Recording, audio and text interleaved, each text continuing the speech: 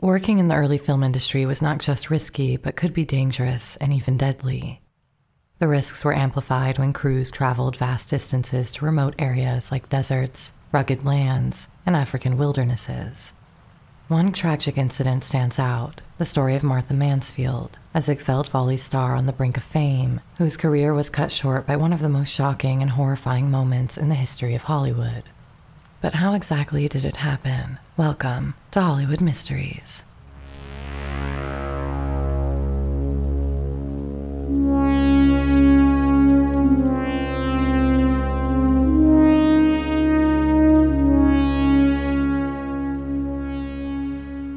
Martha Mansfield, originally Martha S. Ehrlich, was born on July 14, 1899, in New York City. Her father, Maurice J. Ehrlich, was from Pennsylvania, and her mother, Harriet Gibson, immigrated from Ireland in 1885. Martha had a younger sister named Edith, born around 1905. Martha aspired to be a stage actress from a young age. While spending a summer with her grandmother, Mrs. D.H. Gibson, in Mansfield, Ohio, she and her friends performed Romeo and Juliet, where Martha played Romeo. Reflecting on her early ambitions, Martha said in 1920, "When I was 14 years old, I made up my mind that I should become an actress, and therefore immediately went to see Mr. William Brady, who was at the time casting for Little Women. He poked fun at me because I was so young and earnest, and finally told me that I would receive notice at the end of the week if he wanted me." Brady eventually gave her a small role as a boy in the production. Martha also modeled for artists and photographers, becoming a favorite of photographer Alfred Cheney Johnston, who described her as an exquisite pastel fragile flower. However, modeling didn't satisfy her for long. She soon grew restless, saying, "I tired of this within a year's time. It was so inactive and did not call for the use of one's facilities. I wanted to be more than a mere doll." By 1913, at just 14, Martha was dancing in the chorus of the musical Hop O' My Thumb and appeared in a Winter Garden review. She also performed in shows like The Century Girl in 1916 and On with the Dance in 1917. When her actress friend Hazel Dawn couldn't take part in Max Linder's films, she recommended Martha. Adopting the stage name Martha early, she signed with S&A for 3 films with the French comedian making his U.S. debut. Offered a year's contract, she opted for 6 months at $250 a week. Martha bonded with the eccentric and ill actor Linder, but his films didn't resonate with American audiences, leading him to return to France. Martha was happy to return to the stage. Florence Ziegfeld highlighted Martha in the Ziegfeld-Follies of 1918, the same year she starred in her first film, Broadway Bill, playing the love interest of Harold Lockwood's character, a Manhattan playboy. Variety was unimpressed with her performance, stating, "Miss Mansfield had little to do except to pose in some wasted scenes with her New York chaser. When in close-ups with Bill, her hardest work seemed to be an effort to maintain the position until the camera clicked off." Martha juggled her time between the film studio and the New Amsterdam Theater. She told Photoplay that after performing in the Follies at night, she would get some sleep, have a quick breakfast, and be at the studio by 9 in the morning. Then she would return to the theater in the evening. Well, Martha remarked, "When I'd get down to the studio only half awake and dead tired, I'd feel like reviving the old joke of the beautiful chorus girls who are the toast of the town at night. But you should see us in the morning." In early 1919, Martha announced she was leaving the stage to focus on films. She supported Eugene O'Brien in The Perfect Lover, the first of 4 films she made with him at Selznick Pictures. In The Perfect Lover, Martha Mansfield played Mavis Morgan, a secondary character. Although the film is lost, we know the basic storyline. Brian Lazar returns to his rundown home after pawning a valuable ring. A woman, along with a detective, accuses him of theft. But before being arrested, Brian asks to explain his side. As a struggling artist, Brian meets Mrs. Byfield, who pretends to be interested in his work to start a romantic affair. After he paints her portrait, Brian becomes popular among society women, being seen as the perfect lover. He starts living with these women, whose husbands neglect them. Brian's troubles begin when he and Mrs. Byfield are caught in a compromising situation. Realizing the emptiness of his lifestyle, he goes back to his hometown. There, he falls in love with Eileen Hawthorne, the daughter of his former teacher.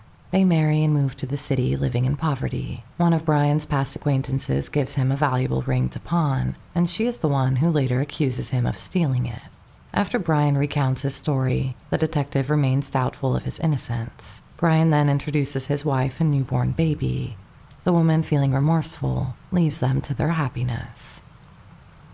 Later that year, she returned to the stage for one last performance in the Ziegfeld Midnight Frolic, which started in October 1919. The Midnight Frolic has its roots in 1915.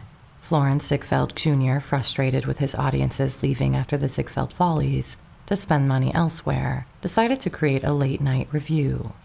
He used the New Amsterdam Theater's unutilized rooftop level, which had 680 seats, tables, box seats, and a balcony, naming it Dans de Folies. Ziegfeld mechanized the stage to roll back and reveal a dance floor, and installed a glass walkway for chorus girls to dance above the audience. In 1919, the show was renamed the Midnight Frolic and became a bit more daring than the Follies. The girls dancing on the glass walkway above the crowd were supposed to wear bloomers, but this rule was not always strictly followed. Audience members voted for the most beautiful dancer, and the winner's salary was doubled. A favorite act was the Balloon Girls, who encouraged male patrons to pop the balloons on their costumes with cigars.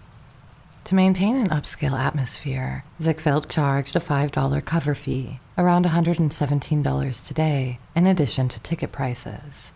Front row seats were $3, about $55 today, while orchestra seats were $2.50.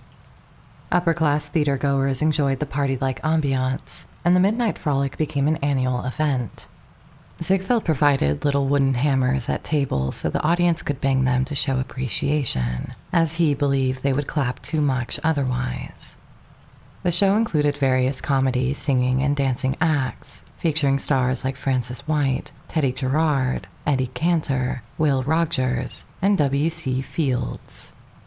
During the 25-minute intermission, the audience could dance, drink, and dine. Cold beer or soda cost between 75 cents to $1, about $17 to $23 today, and small bottles of champagne were available for $2.75.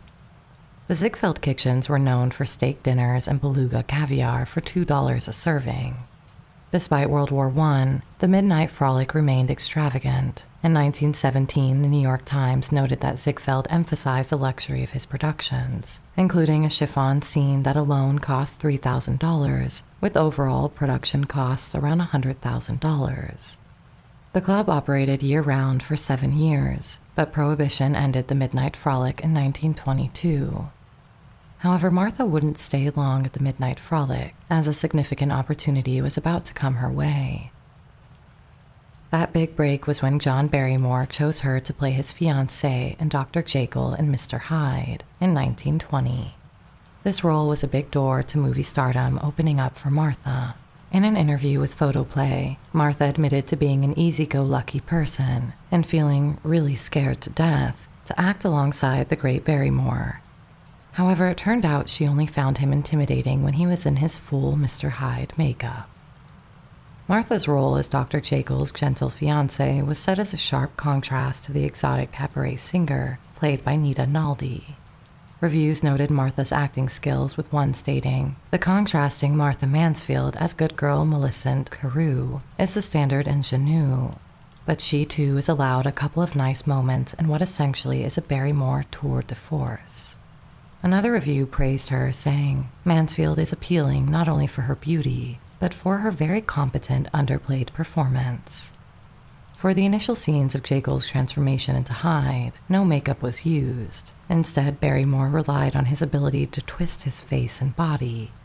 During the first reversal from Hyde to Jekyll, a prosthetic finger of Hyde's can be seen flying off due to Barrymore's intense convulsions.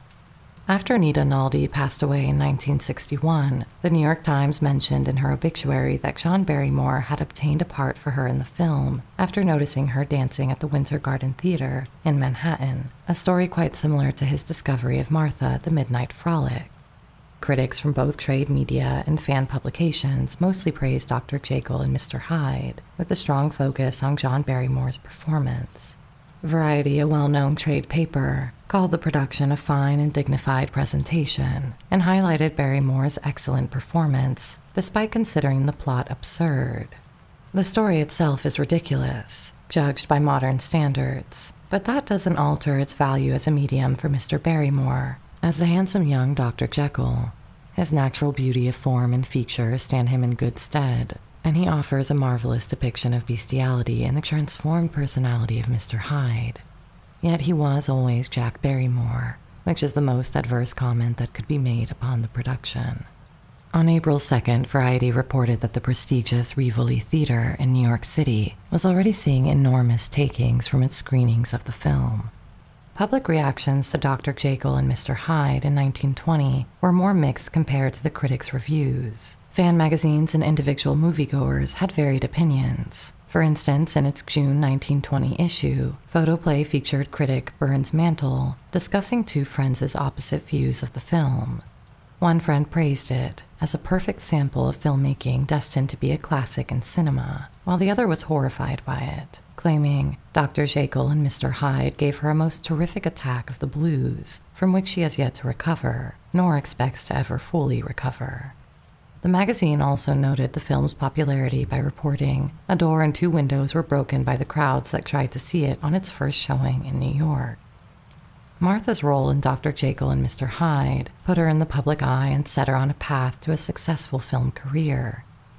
Despite her rising fame, little was known about her private life. The 1920 Who's Who on the Screen described her as one of the screen's most charming actresses, and noted she was 5 feet 4 inches high, weighs 122 pounds, and has blonde hair and gray eyes. But there was little else to learn about this young and rising starlet.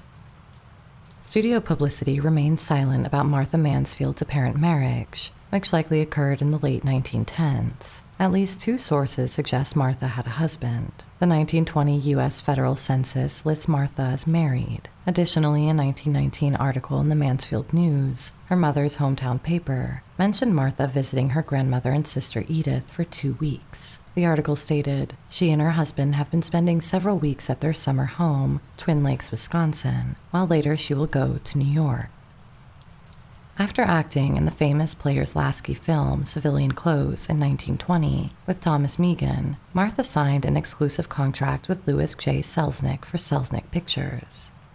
While Selznick admired his new talent, Photoplay magazine was critical. They commented on her performance in Civilian Clothes, saying, "Martha Mansfield is pretty, but fearfully inadequate dramatically."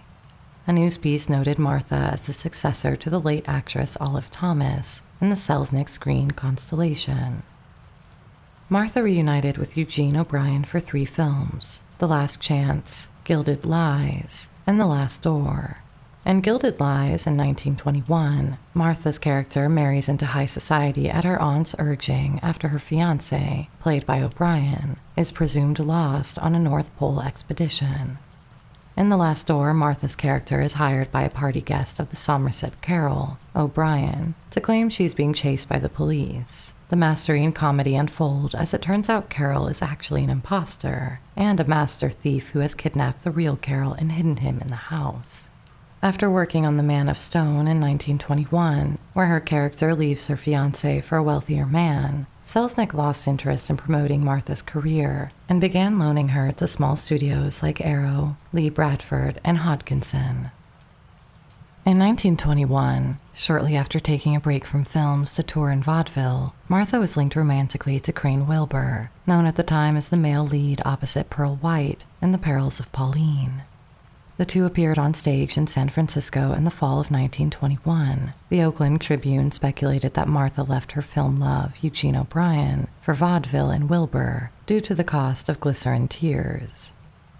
The paper noted, as a Selznick leading woman, she glycerined 7 dress coats for Eugene O'Brien and then declared a movie vacation. Now she weeps on Crane Wilbur's shirt front twice a day and has no glycerin bills to pay. When questioned about their possible marriage, Wilbur firmly denied the rumor, adding, "I haven't lost hope. If I can find a real pal, a girl who understands and has a mind, a partner, a girl who loves a home, I'd rush her to death." Selznick cast Martha in only 2 films in 1922, both for minor independent studios, Pyramid and Dependable. Martha spent most of that year performing in vaudeville. She told reporters, "The stage is the best college of acting in the world. So few realize how hard it is to act for the movies. On the speaking stage, verbal action, so to speak, actuates physical action, which renders one's acting more spontaneous and natural." In February, while performing in Cleveland, Ohio, Martha commented on the recent sensational murder of director William Desmond Taylor in Hollywood.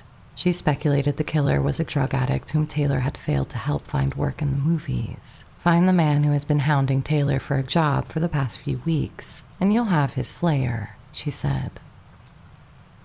In 1923, Martha's talent was underutilized in 8 films, mostly supporting roles in independent productions where she often played flashy vamps with superficial roles. In Fogbound, a Paramount film about a murder hunt in the Florida swamps, Martha outshined the star Dorothy Dalton. Variety reported, "Miss Dalton is an actress of great appeal, both for her beauty and from her acting sense, but she requires special surroundings. Here she is, a plain country girl, and the flashy passages go to Martha Mansfield. Miss Mansfield's role is an unsympathetic one, but it is one that compels attention, and this rather takes away from the star."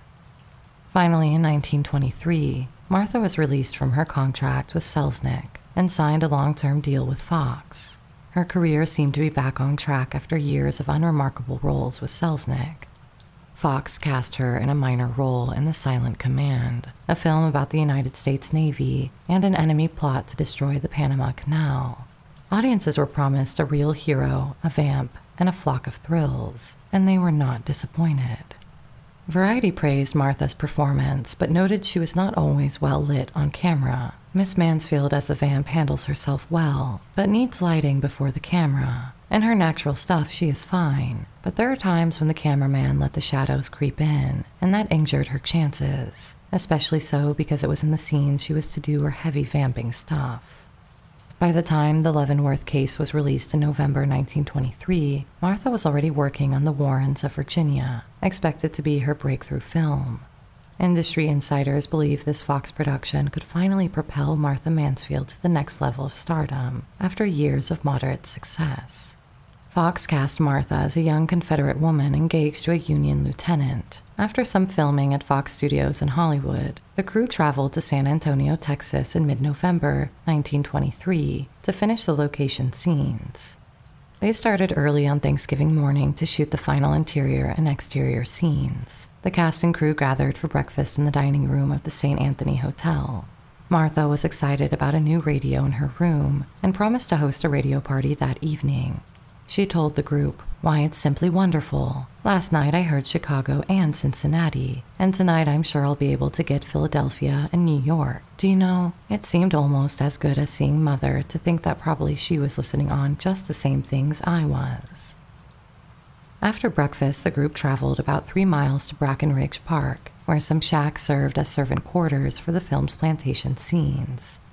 Martha waited in her limousine nearby until she was needed on set. The camera crew filmed several exterior scenes before the director called a 30-minute break to set up for the final interior shots. Martha returned to her car.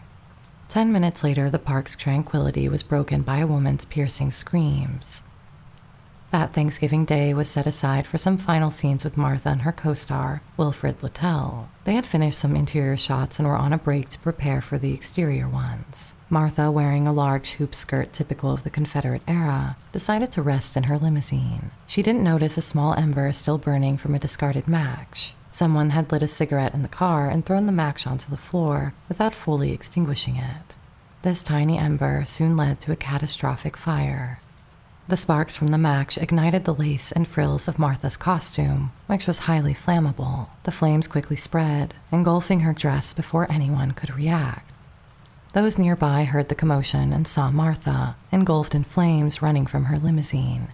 Wilfrid Littell was the first one to reach her. He threw his coat over her and with the help of others managed to put out the flames. Her driver tried to smother the flames with his bare hands, suffering serious burns in the process. Others called for an ambulance. Despite their efforts, the damage was severe. Martha was conscious and breathing, but in shock. Those who accompanied Martha to the hospital remembered her bravery. She insisted she was not in serious pain and anxiously asked, "Are you sure my face is not harmed? Won't my cheeks and neck be scarred forever?" The doctors at the hospital found Martha Mansfield in critical condition, but initially believed her injuries were not fatal. Her health deteriorated through the night, and by the next morning, just before noon, Martha, only 24 years old, succumbed to her injuries. Her death certificate stated she died from burns of all extremities, general toxemia, and suppression of urine. The film crew was devastated and shocked by her sudden death. They felt helpless as Martha's Civil War costume became her death shroud. The prevailing theory is that a lit match ignited her dress. However, it was never determined if a crew member or Martha herself struck the match. Witnesses at the scene reported seeing a match flare through the car window. It was speculated that Martha, after a morning of filming, was calming her nerves with a cigarette.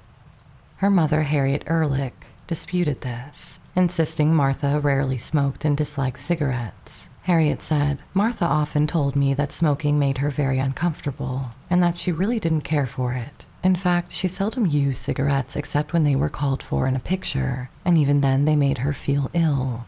I can never believe that she lighted a cigarette if she was, as they tell me, sitting quite alone in her car. If it was a match or a cigarette that set my poor darling's dress on fire, it was not of her own lighting. Of that I am positive."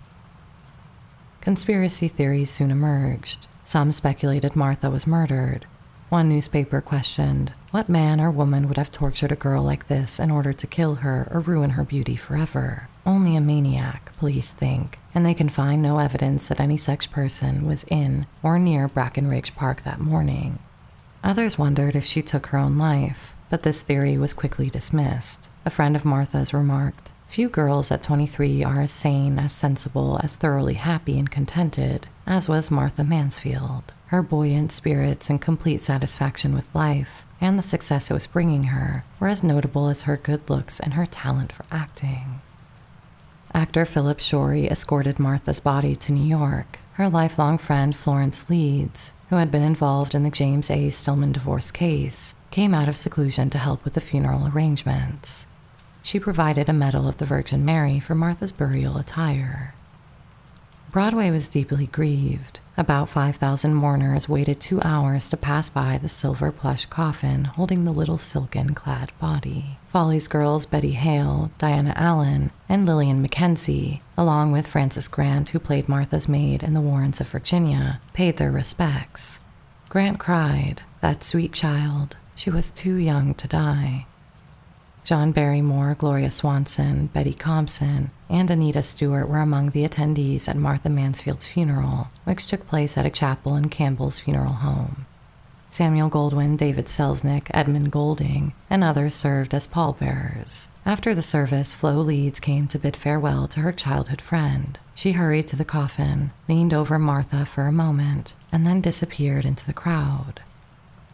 Martha Mansfield was laid to rest at Woodlawn Cemetery in Bronx, New York. Unfortunately, her role in The Warrens of Virginia was reduced to a minor part. What could have honored the emerging star turned into a brief appearance, with Rosemary Hill being promoted as the supporting actress.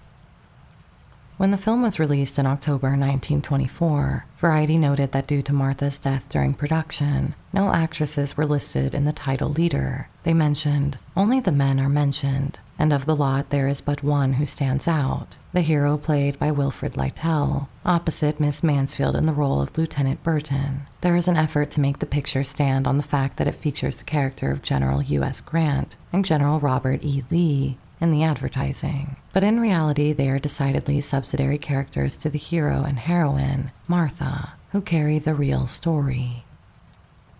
It was uncertain whether she would have risen to prominence with Fox or continued in less significant roles. The tragic and unfortunate truth is that Martha never had the chance to find out. While she was living her dream, she was consumed by a freak moment of horror, and the star she would have been was lost forever. Thank you for listening. Please check out our Patreon and members area for even more Hollywood mysteries. That's all for this episode. Sweet dreams.